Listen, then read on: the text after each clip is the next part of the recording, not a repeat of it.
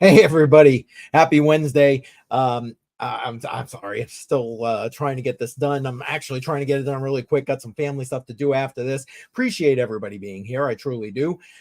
Thanks for checking in. This is going to be a quick stream, but you know what?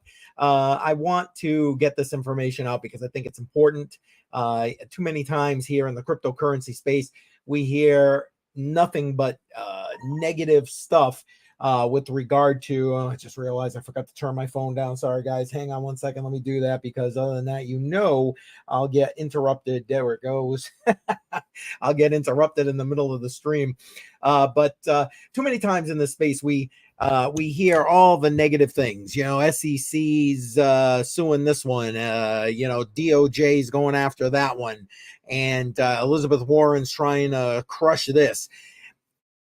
It's nice to be able to come on live and say somebody else is given to the government and these three-letter agencies that are trying to screw our space. So we'll get into that. We're going to take a quick look at the markets first just to see how things are doing. And we'll go over some of this information. I'll give you my proverbial 2 cents about this whole situation with crypto.com and the SEC.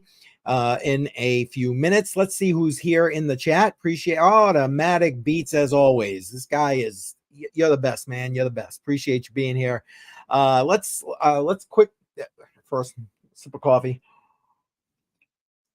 Okay, let's take a quick look at the markets. Let's put that up on the stage there. Let's do the not financial advice because you know how that goes. All right. So Bitcoin right now, 61,876. I'll tell you what, it's down obviously a little bit from where it was. If you ask me, still looking a little bit weak, but as long as it doesn't go down below the 61K mark, I think we'll be okay. You should check Joe out on Trade Intuition every day, 3 p.m. He was going over this. Well, he went over it here on Monday, but Monday, 10 a.m. Got Joe here with me every Monday going over this stuff for you. But every day he's going over Bitcoin for you at 3 p.m. on his channel. So link to that channel in the description. Make sure you're checking that out and see his thought process with regard to Bitcoin. But right now, I think we're good as if we don't go down below that. Total DJ, well, you're allowed to be automatic beats. But you enjoy. Thank you. I really do appreciate that. Truly, I do. All right, let's keep going here. What's Ethereum looking like? 24, 28. Okay, I guess pretty much even Steven over the last week. BNB, look at this, still up 577.56. And again, to me, BNB is a testimony to shoving your thumb in the eye of Gary Gensler and telling him to go screw himself, because at the end of the day, they've served BNB with Wells notices and so on and so forth. And look what they did to help me, having a brain cramp on his name. But it was just like, my God, they just won't stop. They just won't stop. And BNB just keeps going, just keeps hovering around that $600 mark. So I am so glad to see that. And I know Automatic Beats is anticipating here because Sol is next. Not bad. Down 2% in the last 24 hours, 141.43. Better than we've seen it recently. And that, see, I told you.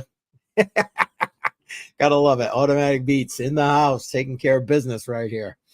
All right. Let's keep going along. Check things out. XRP down almost 10% over the last week at 52 cents. You know what? Still, I mean, it's been pretty strong in that 50-cent range. And I mean, it's gone up and down a little bit, obviously. Lots of news around XRP, but, the equal amount of FUD with the appeal of the ruling that happened earlier this year. Let's see what else we got. Doge, 10 cents, up about 4% on the week. Tron looking mighty strong at 16 cents. I don't know, call it what it is.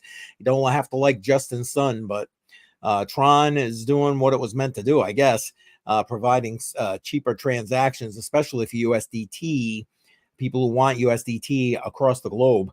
Up 4.5%. Toncoin down about almost 4% at $5.17. We got FF in the house. Welcome, FF. Appreciate you being here. Thank you, sir. Let's see. Cardano, 33 cents, down, say about 2.5% over the week. And again, I part of me is surprised that Cardano is still as low as it is. But I really think we need to see more things coming, and there are more things coming on Cardano. I don't want to turn this into a Cardano live stream, but I don't know. I still feel there's a little bit of weakness in the market with regard to Cardano before it's going to do any popping. AVAX, pretty much even Steven, 25.85. Let's see here. Chainlink, I like Link. Again, still half off, even though it's up, down almost 5% in the last 24 hours. Great buy. 1058. Again, not financial advice, not a financial advisor. Old guy, interwebs. Just putting out my proverbial 2 cents here. My 2 cents. Automatic B saying, I prefer USDT on BNB over Tron. Really? Well, hey, whatever. I get it. BNB still good chain, cheap. Gas fees are low. I just know from everything that I've seen, heard, and even experienced dealing with some people over in other parts of the globe, they want it on Tron. Tron seems to be about the cheapest, but hey, it is what it is. What's this guy? I prefer everything over Tron. I love it, FF. You're the best. You're great. I like that. The fact is, it's still around. Yeah. I get it. I mean, you know, the a lot of FUD surrounding the creation of Tron and Justin Sun and all that kind of stuff. And again, like I said, you don't have to like Justin Sun. He's not top on my hit parade here in the crypto space. But if the network is providing the service it needs, or the people want it to provide, I mean, what are you going to say to that, right?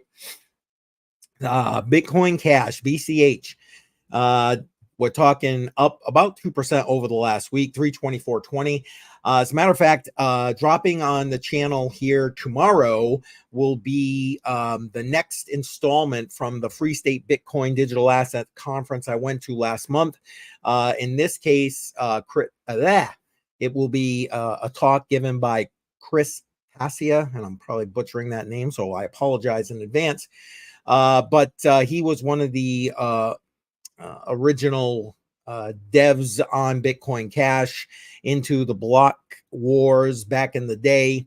And he's now in the process of developing a new cryptocurrency, Ilium. And so if you check that out, it should be dropping tomorrow morning on this channel. You'll be able to get the information direct from him. As a matter of fact, I'll be reaching out to him soon, trying to get him on the Matrix Money podcast. Did you guys see that interview with Yeti last night on the Matrix Money podcast? Was that not awesome? Big news coming from Dynex this coming Monday. So make sure you're watching for that. They're going to try and do it live in their Discord, on YouTube, Twitter. They're going to try and make sure it hits everywhere. But from the sounds of what Yeti was saying, there is some big news. So if you didn't watch that live stream last night on Matrix Money podcast, link in the description, go check it out. Appreciate that. Information right here. Okay. I want to keep going here. I need to make this a little bit quicker of a stream. I got some family stuff after this, but let's keep going. I want to try and make it at least the top 50. Uniswap looking good. Another one. Thumb in the eye of Gary Gensler. Right there, up 4.3%, $7.19. I like seeing all of that. Litecoin, another one that I like to use to pay for my VPN. If you're looking for a VPN that accepts cryptocurrency, link in the description for Torguard. I love it. 64.89, up about 2.5% on the week for Litecoin. Pepe, down overall, not much though. I mean, looking still pretty strong, I guess. Caspa can't not stop here, down 8.5% right now, 13 cents. A little bit weak on the area for Caspa. I mean, they've been up in that 16-cent mark and holding pretty steady, but down a little bit here right now. Monero, I like privacy coins. I keep saying it. Next year and moving forward, privacy coins are going to be a huge necessity, I think. The way things are going doesn't matter the who, what, when, where, why of any elections or anything like that. But Monero up about 7% since being delisted on all of the centralized exchanges. 151.97. Love to see it. Let's see what else we got. Stacks, if you're into the building on Bitcoin thing, 167. With $2.36, up almost 6% in the last week. Let's see, Filecoin. That's been floundering a little bit, but they just did some major upgrades. If I remember correctly, I thought I read something about that. So much news. It's tough to keep track of it all, man. $3.56, down over 4% in the last 24 hours. Let's see, Render. Render is one of those items you can vote for if we're going to dollar cost average on Friday nights, 7 p.m., Crypto on the Rocks. Try to show you how you can take 25 bucks every week. We put 15 into Bitcoin. You guys decide where the other 10 bucks goes. All right. And Render is one of those items because last half 2024, DPIN projects. Wicked Cricket, welcome. I could use one or two of my coins to hit 3. You're not alone there, my friend. Not alone there. And I've got to bring this up because Automatic Beats always on Crypto on the Rocks every Friday night voting for Flux. The man doesn't change. He is consistent. And you got to give something for consistency, I guess. And Flux is one of those other items that you can vote for to see if that's what we're going to dollar cost average into. All right, let's wrap this up here. You know what? I think, well, we'll touch on H-bar and then that's it. H-bar down about 3% overall, 5 cents. Again, if you're looking to stack it and then go ahead and stake your H-bar, you can't beat the price right now. And you can definitely do that in the Hashpack wallet. If you want to know how to do that, check out my YouTube channel, and I've got a small playlist going for H-bar. I'm actually overdue to create another video. One-man band here. I'm trying to keep up on it all.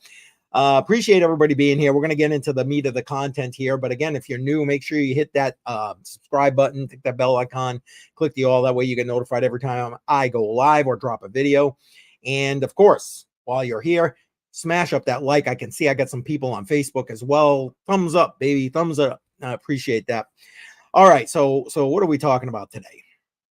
Again, like I mentioned in the beginning, it's, we constantly hear in the cryptocurrency space listening to all the FUD and all the crap that comes out of the U.S. government mostly, although it's not just, you can get plenty of it in the EU as well, China, etc. But the point is, again, I try to focus U.S. centric because, again, I'm here in the United States and it affects me.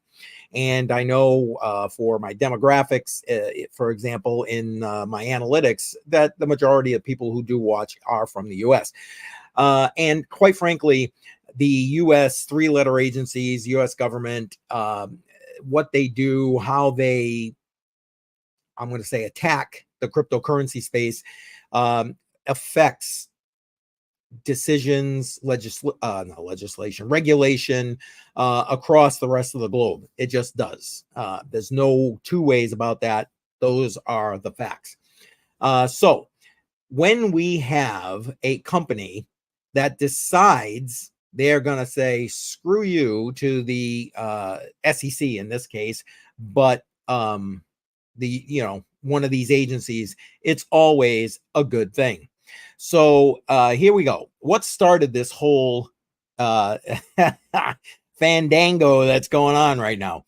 The SEC decided that they were going to serve Crypto.com with a Wells notice, and basically, thank you, Crypto.com. Now, again, remember, Crypto.com, Centralized, exchange, yes, available to U.S. residents. And you can get a lot of altcoins and that kind of thing on crypto.com. And they have a lot of other services as well. But you trying to focus primarily here on the crypto aspect of things. And they're not the first ones to get served with the Wells notice. I talked about a couple just a little while ago as we were going through the charts. And unfortunately, not all of the people who get served with the Wells notice decide to throw it back at the U.S. government. Now, we've seen Ripple do that, but and here we are. We're back into this appeal here, but again, for another live stream. But crypto.com served with the Wells notice. And after receiving that Wells notice, what do? They basically said, you know what? We ain't taking this. And they've gone and decided that they're going to sue the SEC. Whoops, wait a minute. I'm bringing up the wrong one. Don't want that. Hang on a second. There it is. Sue the SEC for gaining regulatory clarity. Now, again, here's the thing. They're not the first ones to do that either. I mean, we had Coinbase do this. We've had, if I remember correctly, I think Gemini did it as well. And we all know, for those here in the United States or even Canada for that matter, that the SEC has no guidance. They always say, come on in, we're going to work with you, yada, yada, yada. But that's a crock. They go and are doing regulation through enforcement. So when a cryptocurrency exchange, and in this case, a notable cryptocurrency exchange like crypto.com, gets served with a Wells notice and then decides that we're going to throw it right back at you, give us some clarity or get the out, basically. I love it. I love it. I think that's what more companies should do, because if you roll over, and some have, Kraken, is for example, they've gone after Kraken twice. Why? Because Kraken just tried to pay them off the first time, and then here you go, bam, back at them again. And that's the problem. They get opinion, Lord, just roll over when the SEC starts to throw, and the DOJ starts to throw their weight around. All you do is embolden them. You embolden these agencies and these governments to continue to do what they're doing. And, you know, sorry. Yes, exactly. Exactly, FF. Exactly. Anyway, so, but here's the thing. We're starting to see more cohesion in the cryptocurrency space. And I've done a lot of live streams talking about trying to bring it together after Elizabeth Warren's anti-crypto army thing, which, by the way, is still on her website, which is still, it kills me that she's still going and beating this proverbial drum.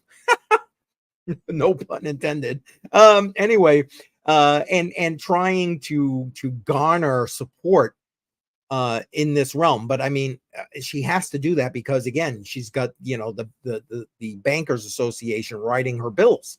So she went there to fight them. Now she's letting them write her bills. And for those, I know I have a contingent of people from Massachusetts who watch this live stream. Welcome. I know you're here, and I know there's going to be a number of you watching after the fact. Make sure that you're watching the debate that's going on in a couple of days, actually, between her and John Deaton, who is the Republican candidate running against her. He's no stranger to the cryptocurrency space. He was the one filing the amicus brief for the XRP holders in the case against the SEC. So well known in the space, crypto advocate. But that's not all he is. He thinks commonsensically. So heaven forbid we'd have some of that down in Washington, D.C. But make sure that you're at least checking that out. And all I'm going to say is vote Deaton. Anyway, so let's keep going. And the reason I kind of went down that short rabbit hole right there was because we're seeing a bit of cohesion here in the cryptocurrency space with regard to people banding together. We got PACs now, super PACs that are in Washington, D.C., working to educate the legislators down there and get positive cryptocurrency legislation on the books. And not just at the federal level, but you have people like Dennis Porter from the Satoshi Action Fund working with states, because again, a lot of this legislation is best derived from the local level. So on the state legislator level and even local for that matter. And again, I did a couple of live streams talking about advocacy, cryptocurrency advocacy. Check out my channel. You'll be able to see all those. I like to think I put out a lot of good information, a lot of contacts. So if you're looking to get involved in your neck of the woods, you can easily do that. But here in with regard to crypto.com, we have the Digital Chamber of Commerce, who are huge advocates working to educate our elected representatives down in DC about cryptocurrency and blockchain and that kind of thing, and trying to bring forward, again, positive legislation and laws, so we have a framework here in the cryptocurrency space, so we don't need places like crypto.com to have to sue the SEC to get some kind of clarity here in the space. That, the clarity should be coming from Congress, and but that's a whole nother video or live stream for another time. But I like the fact that the Digital Chamber of Commerce comes in and is basically advocating and siding with crypto.com with regard to this lawsuit due to what they're calling regulatory overreach. Now, we're going to look at the exact verbiage from the Digital Chamber of Commerce, and again, links to that.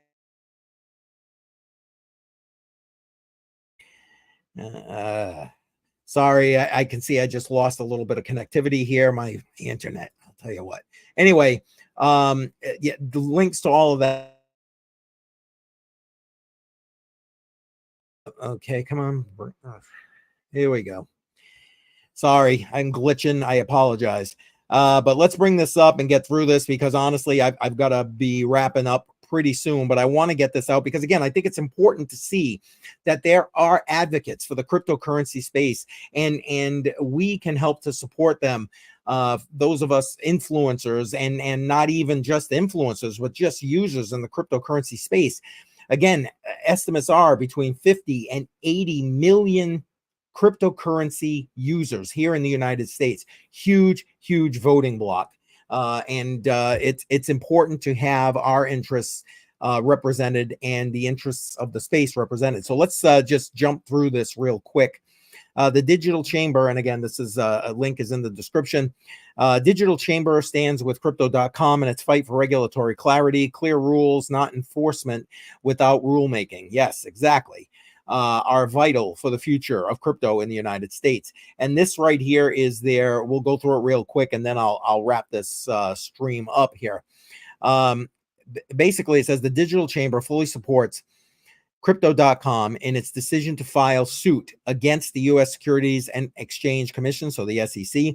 The lawsuit is a necessary step toward achieving the regulatory clarity that the crypto industry needs to thrive in the United States. Amen to that.